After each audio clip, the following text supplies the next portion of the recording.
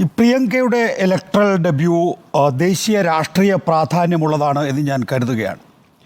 Robert വദ്രയിൽ കുരുങ്ങിക്കിടക്കുകയായിരുന്നു Priyanka Gandhi എന്നാണ് ഞാൻ അനുമാനിക്കുന്നത്. അതിൽ നിന്ന് പുറത്തേക്ക് വരാൻ ഈ ഉപതെരഞ്ഞെടുപ്പ് പ്രിയങ്ക ഗാന്ധിയെ സഹായിക്കും. അടുത്ത 2029 ലോക്സഭാ തെരഞ്ഞെടുപ്പിൽ ഒരുപക്ഷെ പ്രിയങ്ക ഗാന്ധി മത്സരിക്കാൻ പോകുന്നത് വാരണസിയിലും വയനാട്ടിലും ആയിരിക്കും എന്നുള്ളതാണ്. ഇതേ നില തുടരുകയാണെങ്കിൽ, കഴിഞ്ഞ ദിവസമാണ് രാഹുൽ ഗാന്ധി പറഞ്ഞത്, വാരണസിയിൽ പ്രിയങ്ക ഗാന്ധി ആയിരുന്നു എങ്കിൽ നരേന്ദ്രമോദിയെ തോൽപ്പിക്കാൻ കഴിയുമായിരുന്നു. ആ നിലയിലുള്ള ഒരു രാഷ്ട്രീയം ഉയർത്തിക്കൊണ്ടുവരിക എന്ന് പറയുന്നത് കോൺഗ്രസിൽ ഇന്ന് നിക്ഷിപ്തമായിട്ടുള്ള കർത്തവ്യമാണ്.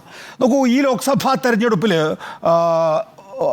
അരവിന്ദ് കെജ്രിവാൾ ജയിൽ മോചിതനാകുന്നതിന് മുമ്പ് ഈ തെരഞ്ഞെടുപ്പിൻ്റെ 1ാം ഘട്ടത്തിൽ നിന്ന് 7ാം ഘട്ടത്തിലേക്കുള്ള യാത്രയിൽ ചടുലമായ സാന്നിധ്യമായി നിന്നത് പ്രിയങ്ക ഗാന്ധിയുടെ തെരഞ്ഞെടുപ്പ് പ്രചാരണ പ്രവർത്തനങ്ങളായിരുന്നു.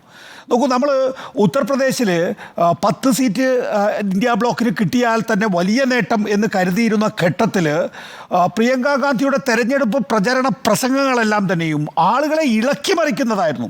പ്രിയങ്ക ഗാന്ധിയുടെ സരളമായിട്ടുള്ള ഹിന്ദി ഭാഷയിൽ, ഇന്ദിരാഗാന്ധിയുടെ ശബ്ദത്തിൽ, ഇന്ദിരാഗാന്ധിയുടെ ആകാരത്തിൽ പ്രിയങ്ക ഗാന്ധി ജനങ്ങളോട് സംവദിക്കുകയായിരുന്നു. സാധാരണഗതിയിൽ നമ്മൾ വർത്തമാനം പറയുമ്പോൾ ആളുകൾ തിരിച്ച് വർത്തമാനം പറയില്ലേ എന്നതുപോലെ ഒരു റിയാക്ഷൻ ജനങ്ങളിൽ നിന്നുണ്ടായിരുന്നു.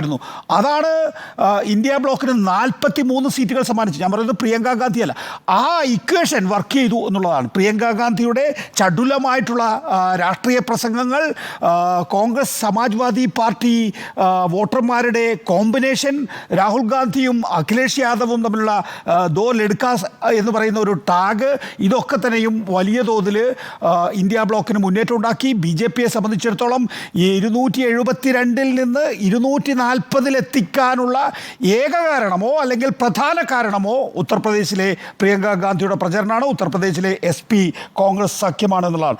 നെഹ്റു ഗാന്ധി ഫാമിലിയിൽ നമ്മൾ ഇന്ദിരാഗാന്ധിയാണല്ലോ ഒരുപക്ഷെ ഈ തലമുറ ഏറ്റവും സജീവമായി കാണുന്നത്. ഇന്ദിരാഗാന്ധിയുടെ രൂപസാദൃശ്യം അതൊന്നും പറയുന്നതുകൊണ്ടൊന്നും തെറ്റില്ല. കാരണം എന്ന് വെച്ചാൽ ജനങ്ങൾ അതൊക്കെ വളരെ പ്രധാനമായി നോക്കുന്നതാണ്. ഒരു രാഷ്ട്രീയ നേതാവിൻ്റെ രൂപം, അത് അവരെങ്ങനെയാണ്, അവരുടെ ശരീരഭാഷ എങ്ങനെയാണ് എന്നുള്ളത്.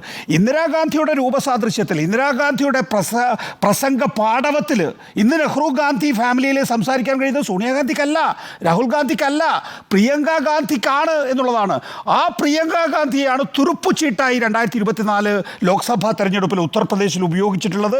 ഇന്ദിരാഗാന്ധിയുടെ ഛായ, പ്രസന്നത, അവരുടെ ഉയരം, അവരുടെ ഭാഷ, അവരുടെ ആർജവം, ഇതൊക്കെ ഇണങ്ങി നിൽക്കുന്നത് പ്രിയങ്ക ഗാന്ധിയിലാണ് എന്നുള്ളത് കൊണ്ട് തന്നെ വാരണസിയിൽ 2029 നോക്കൂ, 2024 മുതൽ 2029 വരെയുള്ള കാലഘട്ടത്തിൽ വേണം BJPയെ തറപറ്റിക്കാൻ. 2024 തോൽപ്പിക്കാൻ കഴിഞ്ഞിട്ടില്ല. 2029 വരെയുള്ള കാലഘട്ടത്തിൽ ശക്തമായ പ്രതിപക്ഷമായി നിന്നുകൊണ്ട് വേണം നരേന്ദ്രമോദിയെ തറപറ്റിക്കാൻ. അപ്പോൾ നരേന്ദ്രമോദിയെ വാരണസിയിൽ എതിർക്കാൻ ശക്തിയുള്ള ഒരു നേതാവിനെ കൂടി യഥാർത്ഥത്തിൽ ഇന്ത്യ ബ്ലോക്ക് ഉൽപ്പാദിപ്പിക്കേണ്ടതുണ്ട്. അതാണ് പ്രിയങ്ക എന്ന് ഞാൻ കരുതുകയാണ്. നോക്കൂ, നമ്മൾ കഴിഞ്ഞ ദിവസം ചർച്ച ചെയ്തതുപോലെ തന്നെ ഇവിടെയല്ല BJPയുടെ തോൽവി. യഥാർത്ഥത്തിൽ 2024 ജൂൺ മാസത്തിലല്ല നരേന്ദ്രമോദിയുടെ തോൽവി. വരാൻ പോകുന്നത് മഹാരാഷ്ട്ര, ഹരിയാന, ജാർഖണ്ഡ് നിയമസഭാ തെരഞ്ഞെടുപ്പുകളാണ്. ഏറ്റവും വലിയ ആൻറ്റി ഇൻകംബൻസി നേരിടുന്ന 3 സംസ്ഥാനങ്ങളിലും ഒരേ സമയം തന്നെ തെരഞ്ഞെടുപ്പ് വരുന്നു എന്നുള്ളത് വളരെ പ്രധാനപ്പെട്ടതാണ്. അതിനുശേഷമാണ് എന്തുകൊണ്ടാണ് നരേന്ദ്രമോദി ഒരു പാർലമെൻ്ററി പാർട്ടി യോഗം നടത്തി നേതാവായി തിരഞ്ഞെടുക്കപ്പെടാതെ നേരെ NDAയിലൂടെ പോയി പ്രധാനമന്ത്രിയായി സത്യപ്രതിജ്ഞ ചെയ്ത് അധികാരമേറ്റത് എന്ന ചോദ്യം വരാൻ പോകുന്നത് ഈ നിയമസഭാ തെരഞ്ഞെടുപ്പുകൾക്ക് ശേഷമായിരിക്കും.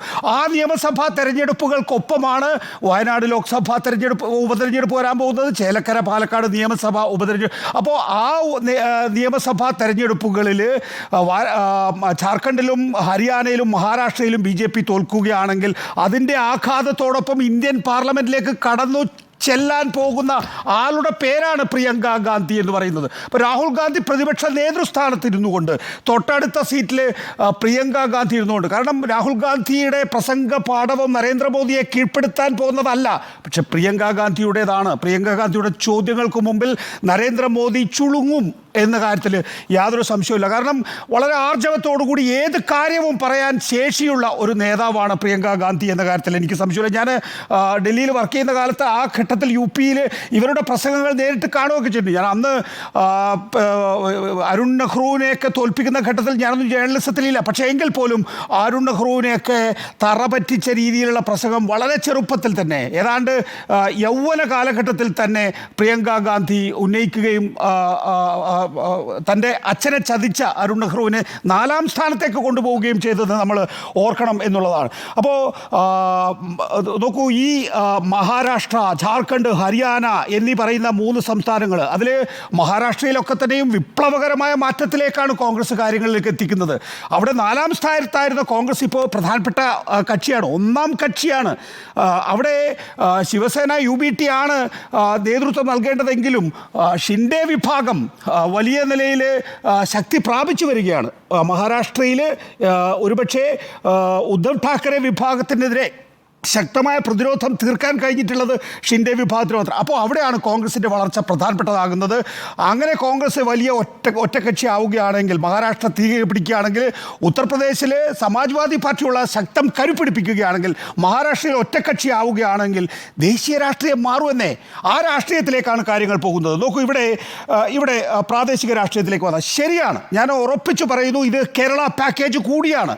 പ്രിയങ്ക ഗാന്ധി ഇവിടെ കൊണ്ടുവന്നിരിക്കുന്നത് കേരളത്തിൽ അധികാരം തിരികെ പിടിക്കുക, ഒരു 3ാമത് ഭരണത്തിലേക്ക് കേരളം പോകരുത് എന്നുള്ള കൃത്യമായ അജണ്ട കോൺഗ്രസിനുണ്ടെന്നേ.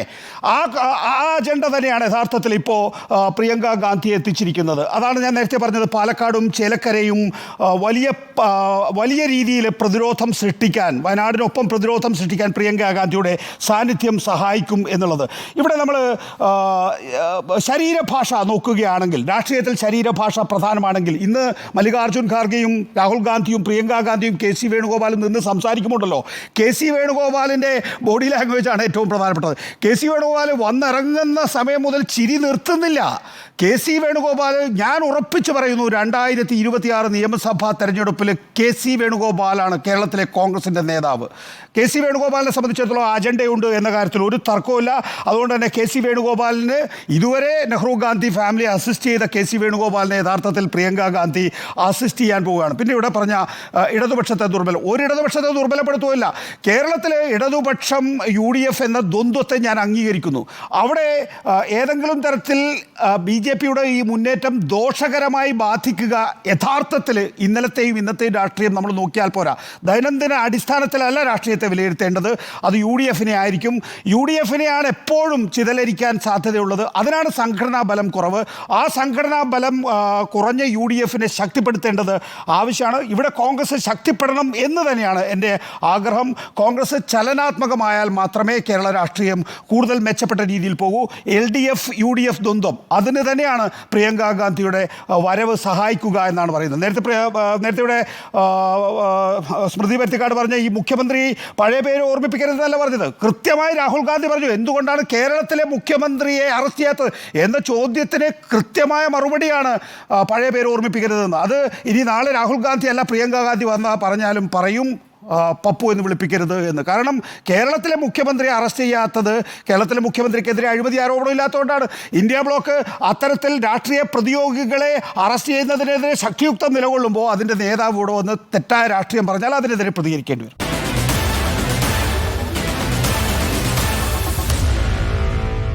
Meet the editors.